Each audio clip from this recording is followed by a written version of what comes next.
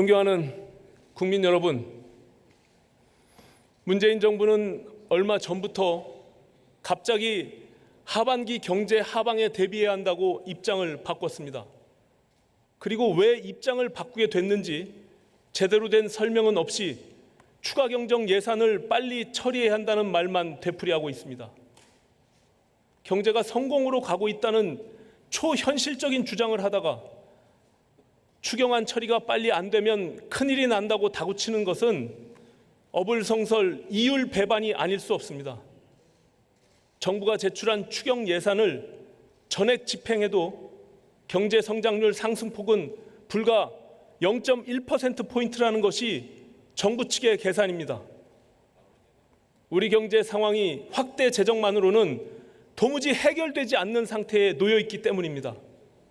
그런데도 정부가 사막의 오아시스라도 되는 양 신속한 추경안 처리를 외치는 이유는 간단합니다. 경제 살리기를 위해 뭐라도 열심히 하고 있다는 인상을 주고 싶어서입니다.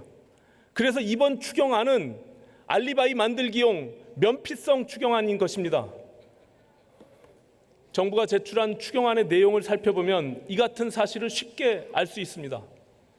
정부는 이번에 제출한 추경 예산안 중 4조 5천억 원이 경기 대응과 민생 지원을 위한 예산이고 2조 2천억 원은 재난 예방 예산이라고 주장을 합니다. 그러나 정부가 제출한 예산안 가운데 경제 살리기와 직접 관련된 예산은 전체 경제 관련 예산 중 35.6%인 1조 6천억 원에 불과합니다. 나머지 예산들은 대부분 정부의 실패한 경제 정책을 세금으로 틀어막기 위한 예산들이거나 당장 효과를 기대할 수 없는 신규 사업 등에 관한 예산입니다.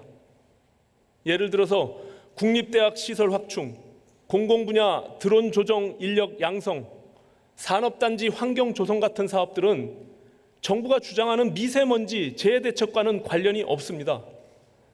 긴급하게 재정 투입을 요하는 민생 지원 예산도 아닙니다. 이런 용도의 예산이라면 무리하게 추경을 편성할 필요 없이 지난해 국회를 통과한 무려 469조 6천억 원에 달하는 역대 최대의 예산부터 먼저 활용하는 것이 너무나 당연한 일입니다. 미집행 예산과 예비비로 긴급한 현안에 대응하고 신규 사업 등 기타 예산들은 내년도 예산안에 반영하는 것이 국민 부담은 줄이고 정책 효과를 높이는 방법입니다. 추경 예산의 조달 방식 또한 큰 문제입니다.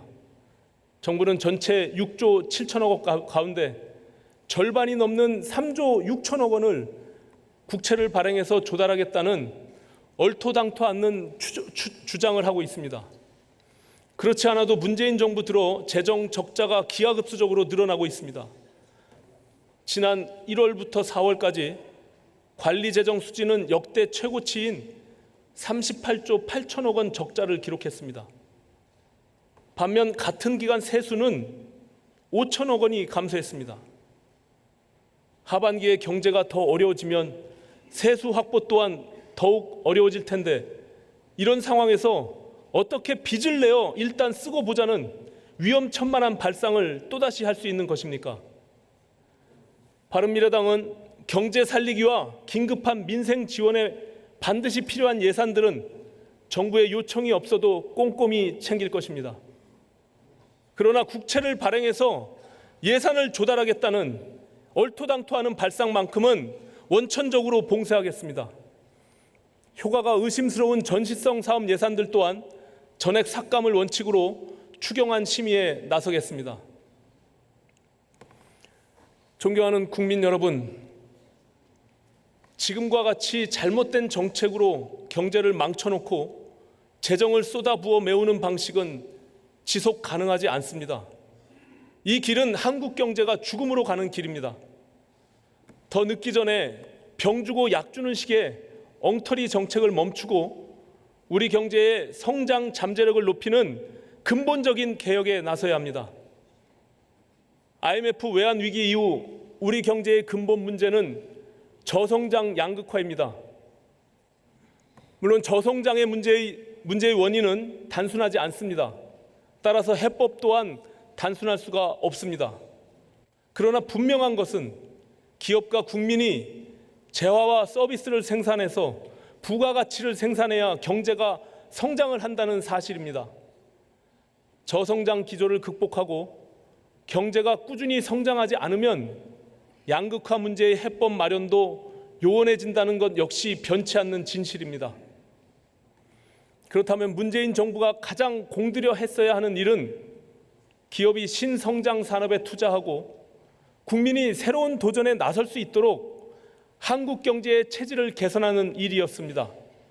시장이 활력을 찾고 기업이 투자를 늘리고 새로운 사업에 도전하는 국민이 늘어나야 경제가 성장을 하고 일자리와 소득이 늘어나는 것 아니겠습니까? 그러나 문재인 정부는 한국 경제의 체질 개선 대신에 열심히 세금을 걷어서 열심히 현금으로 나눠주는 일에 열성을 다했습니다.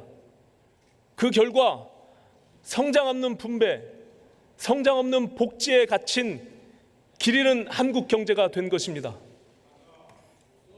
경제가 성공하고 있다고 큰소리치던 문재인 정부가 지난 3일 올해 경제 성장률 목표치를 당초 2.8%에서 2.4 내지 2.5%로 낮췄습니다.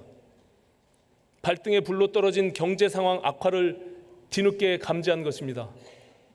그러나 정부가 내놓은 대책을 보면 눈앞이 더욱 캄캄해집니다. 정부가 경제 성장률 목표치를 낮추며 발표한 2019년 하반기 경제정책 방향은 전혀 새로운 것이 아닙니다.